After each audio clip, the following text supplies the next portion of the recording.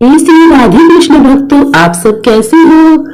मेरे इस चैनल में आपका स्वागत है। आप सभी को पांचवी नवरात्रि की हार्दिक शुभकामनाएं।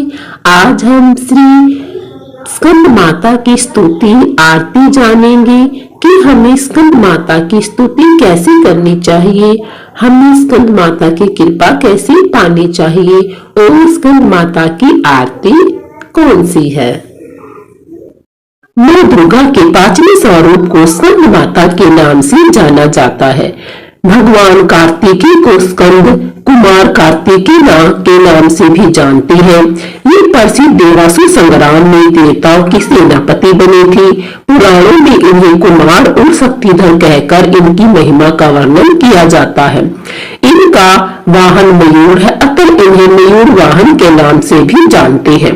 इन्हें भगवान स्कंद की माता होने के कारण माँ दुर्गा का नाम यानी पांचवा स्वरूप स्कंद माता के नाम से ही जाना जाने लगा। इनकी उपासना नवरात्रि के पूजा के पांचवें दिन की जाती है। इस दिन साधक का मन विशुद्ध चक्र में अवस्थित होता है।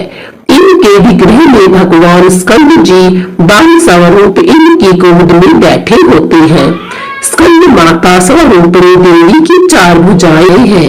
ये दाहिनी तरफ की ऊपर वाली भुजा से भगवान स्कंद को गोद में पकड़े हुए हैं और दाहिनी तरफ की नीचे वाली भुजा जो ऊपर की ओर उठी हुई है उनमें कमल का फूल है।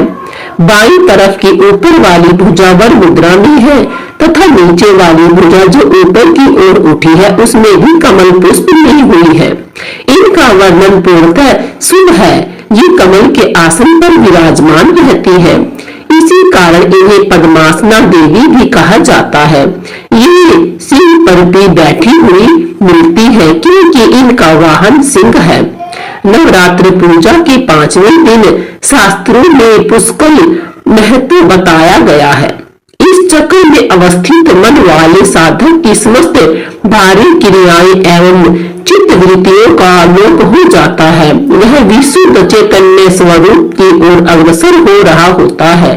उसका मन समस्त लौकिक सांसारिक मायाइक बंधनों से भी मुक्त होकर पद्मासना स्कंद माता स्वरूप में पूर्णतः लीन होता है। इस समय साधक को पूर्ण सावधानी के साथ उपासना की ओर अग्रसर होना चाहिए। उसे अपनी समस्त ध्यान क्रियाओं को एकाग्र रखते हुए साधना के पथ पर आगे बढ़ते रहना चाहिए।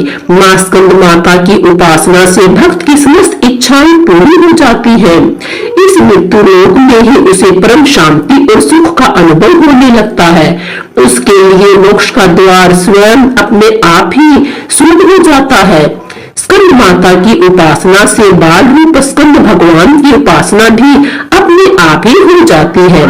यह विशेषता केवल इन्हीं को प्राप्त है, अतः साधक को स्कंद माता की उपासना की ओर विशेष रूप से ध्यान देना चाहिए। स्कंद माता सूर्य मंडल की अधिष्ठात्री देवी है, इसीलिए इनका उपासक अलौकिक तेज एवं कांति से संपन्न हो जाता है। अतः हमें एकाग्र भाव से मन को पवित्र रखकर माँ की शरण में आने का प्रयत्न करते रहना चाहिए। इस घोर भवसागर के दुखों से मुक्ति पाकर मोक्ष का मार्ग सुलभ बनाने का इससे उत्तम उपाय कोई दूसरा नहीं है। इसलिए हमें माता स्कंद माता की पूजा उपासना जरूर करनी चाहिए। स्कंद माता की आरती जयती हूँ स्कंद माता